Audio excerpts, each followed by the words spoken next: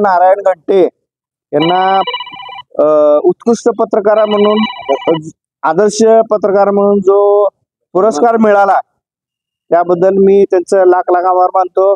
आणि ते आमचे इतके घनिष्ठ मित्र आहेत आणि त्यांचं इतकं कार्य उत्कृष्ट आहे त्याबद्दल मी परत, आणि आमचे सगळे जे मित्र कंपनी आहे परिवहनची, त्यांच्याकडून पण मी तुमचं हार्दिक अभिनंदन करतो साहेब।